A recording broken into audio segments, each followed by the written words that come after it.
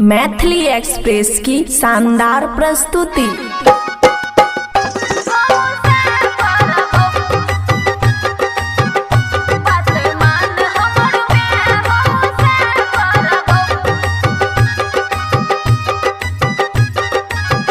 माया recording studio Rajanpur.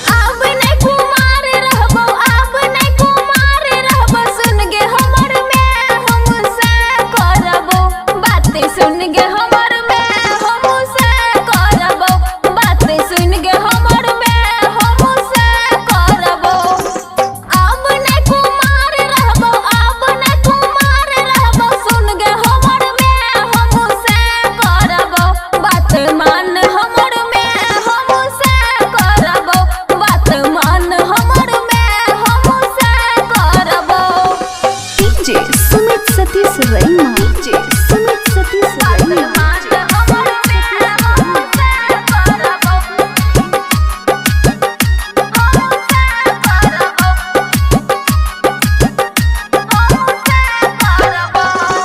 चेहरा के light हमर उड़ल जाई छै, देह के पानी सब झरल जाई छै।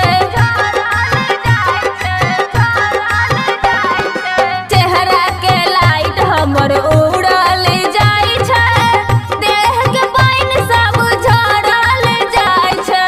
बकरी के जेना नता बकरी के जेना नता करबो भेद हमहु से करबो बात मान हमर में हमहु से करबो बात मान हमर में हमहु से करबो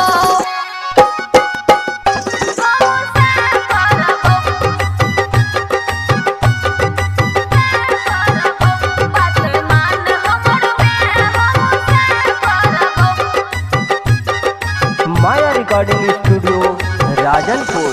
नीक खाना दान देखी कर देना सेटिंग, हर या मन अब होई नाय बेटिंग।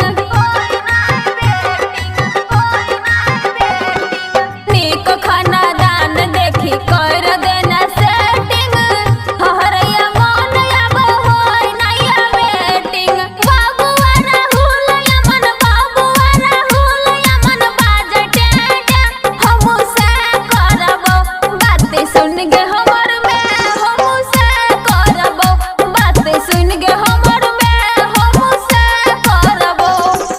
अब नै कुमार रहबो अब नै कुमार रहबो सुन गे हमर में हमहु से करबो बात मान हमर में हमहु से करबो बात मान हमर में हमहु से करबो। माया रिकॉर्डिंग स्टूडियो राजनपुर।